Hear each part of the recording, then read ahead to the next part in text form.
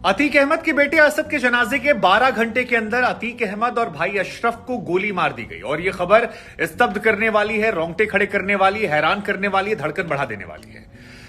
मतलब मैं क्या आपको बताऊं, मैं बुलेटिन पढ़ रहा था आज तक पर और जिस वक्त यह घटना हो रही थी कोई और खबर चल रही थी और सीधी यह खबर आती कान ने बताया था टीवी पर मेरा चेहरा सुन्न पड़ गया। मुझे लगा ये सच नहीं हो सकता। पहले कहा गया गोली चली, मुझे लगा शायद कहीं दूर से गोली उली चली होगी डराने के लिए कुछ चीजें, लेकिन जब सामने तस्वीरें देखी मैंने तो रूह कपाने वाली थी, कलेजा मुंह को आने वाला था, क्योंकि अतीक और अशरफ को मेडिकल चेकअप के बाद सरकारी अस्पताल से ले जाया जा रहा था। अगल बगल 9 पुलिसकर्मी मौजूद थे और मीडिया के तमाम चैनल जो थे वो उनसे बाइट ले रहे थे। सवाल पूछा गया कि अतीक और अशरफ आप असद के जनाजे में नहीं जा पाए, क्या कहेंगे? और जैसे ही अतीक अहमद ने मुंह खोला और कहा कि असल बात यह है कि गुड्डू मुस्लिम जो है, बस इतने गुड्डू मुस्लिम पे ही एक व्यक्ति करीब आता है और सिर पर, इस तरफ सिर पर बंदूक रखता और गोली मार देता। और क्योंकि दोनों भाई के हाथ में हथकड़ी बंधी थी, अशरफ जब तक हटने की कोशिश करता तब तक अशरफ को भी गोली मार दी और उसके बाद ताबड़तोड़ गोलियां जो हैं वो अतीक और अशरफ को मारी गई, ये सुनिश्चित करने के लिए कि दोनों जिंदा ना बचे। क्योंकि सिर पर गोली अतीक के मारी गई तो मेडिकल करवाने के तुरंत बाद दोनों की ऑन द स्पॉट मौत हो जाती है। 50 मीडिया कैमरे के सामने यह मौत हो जाती है और यह खबर ऐसी जो धड़कन बढ़ाने वाली है, रूह कपाने वाली है, इंसान को डराने वाली है, बहुत बहुत खतरनाक। इस खबर के वक्त मैं वहां आज तक पर एंकरिंग कर रहा था और मैंने अपने सहयोगी से जब ये तस्वीरें देखी तो मैं स्तब्ध रह गया, क्योंकि मीडिया कैमरों के सामने गोली मार देना, मीडिया कर्मियों के कैमरे गिर जाना, उनका घबरा जाना, उनका हटना, कैमरों का टूट जाना, एक हवलदार के हाथ में गोली लगी है कहा जा रहा है, यह सब कुछ स्तब्ध करने वाला था। बड़ी बात यह है कि जिन लोगों ने गोली मारी वो 3 लड़के हैं और तीनों गले में आई कार्ड लगाकर आए थे। संभवतः ऐसा लग रहा था कि शायद मीडिया कर्मी बनकर वो यहां पहुंचे थे और अतीक और अशरफ के बारे में वो जानते थे, लेकिन दोनों का हथकड़ी में एक साथ होना, पुलिस प्रशासन का उनके पीछे होना, उसके बावजूद 3 लोगों का आना, सिर में गोली मारना, क्योंकि वो सुनिश्चित करना चाहते थे कि जो अगल बगल पुलिसकर्मी है, क्योंकि अगर ये तीनों लोग दूर से गोलियां चलाते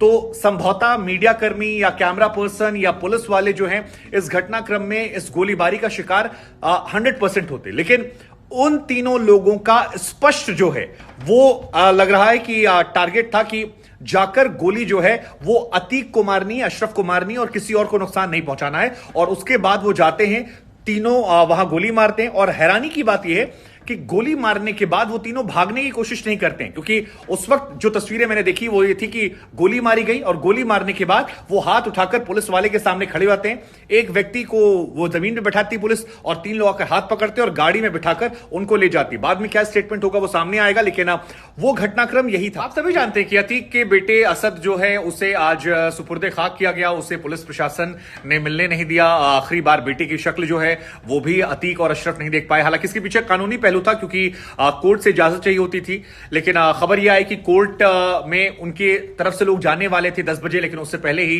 पुलिस प्रशासन ने उसको दफना दिया। वो जनाजा जो था नाना और जो परिवार के लोग आए थे उनके साथ खत्म कर दिया। उसकी मां शाइस्ता जो है वो भी नहीं आ पाई। उसके बाद खबर यह भी आई कि अतीक बार बार सवाल पूछ रहा था पुलिस से, थोड़ा नाराज था, झल्लाया हुआ भी था कि बेटे से मिलने नहीं दिया गया। पुलिस प्रशासन पर आरोप लगा रहा था कि मेरा मोबाइल फोन कहां पर है जिससे मैं अशरफ बात करते थे साबित। और इसके बाद से बहुत सारी बातें, बहुत सारी चर्चाएं, बहुत सारी खबरें निकल कर आ रही थी कि अतीक क्या करेगा। लगातार तमाम विपक्ष के नेता आरोप लगा रहे थे कि ये बदले की भावना से तमाम चीजें हैं। इसी बीच डेली रूटीन का ये मूवमेंट था जहां पर वो अस्पताल जाता है। अब सरकारी अस्पताल में जाना और सरकारी अस्पताल को अगर आप क्राइम सीन बना देते हैं पुलिस प्रशासन की मौजूदगी में, और वो प्रयागराज जो क्या कहा जाए, मतलब मैं क्या कहूं, मैं 2 घटनाओं ने स्तब्ध कर दिया। आप खामोश हो जाएंगे। अतीक अहमद को उसके गुनाहों की सजा मिल गई थी, उसके बेटे को मार दिया गया, उसे मिलने नहीं दिया गया, उसकी मां आखिरी बार दर्शन नहीं कर पाई, चाचा दर्शन करने नहीं पाया, उसके ऊपर क्या नाम है तमाम धाराएं लगने वाली थी, पाकिस्तान से उसके रिश्ते आ रहे थे। उसके बाद मीडिया कैमरों के सामने सिर में गोली मारना, ये सभ्य समाज में नहीं हो सकता, ये सभ्य समाज की निशानी नहीं है। अब बड़ी बात यह कि कुछ लोग इस घटना को लेकर जश्न मना रहे हैं। वो कह रहे हैं कि इंसाफ हुआ, लेकिन ये खबर पुलिस, प्रदेश, कानून व्यवस्था, सरकार, इकबाल, इन पर बहुत गंभीर सवाल खड़ा करती है। ये कोई जंगल नहीं है जहां पर इस तरह से पुलिस प्रशासन कैमरे के सामने कोई आके गोली मार जाएगा। ये चीजें सिरे से नकारनी चाहिए, सभ्य समाज में स्वीकार्य नहीं है। पुलिस प्रशासन को लेकर बहुत सारे सवाल जो है खड़े हो रहे हैं, क्योंकि पुलिस ये जानती थी कि ये दोनों बहुत बड़े माफिया हैं। वो कह रही थी कि ये बड़े गैंगस्टर हैं, इन्होंने बहुत सारी हत्याएं की हैं। डीजीपी पहले भी कह चुके थे कि इन पर हमला हो सकता है, इनकी सुरक्षा को लेकर सवाल है।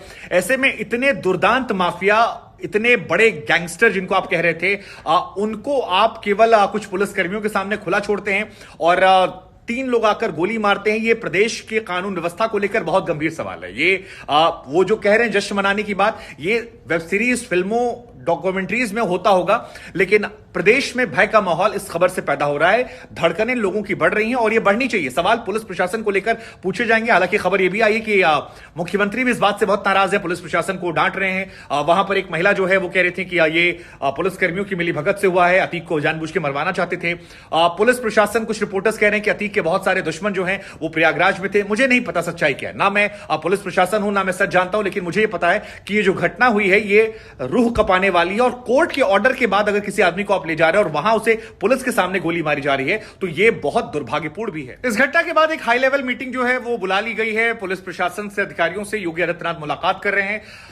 अतीक अहमद एक दुर्दांत माफिया था। आपने असद का एनकाउंटर किया, असद को आपने कहा कि वो भाग रहा था, गोली लग गई। वो एक लेवल पे जाके जस्टिफाइड आप इसलिए कर रहे थे क्योंकि आप कह रहे थे कि कुछ लोग, वो कैमरे के सामने उसने गोली मारी। लेकिन अशरफ और अतीक की हत्या जो है ये योगी प्रशासन के लिए मुश्किलों का सबब बनने वाली है और आने वाले दिनों में कई गंभीर सवाल जो हैं वो खड़े होने वाले हैं।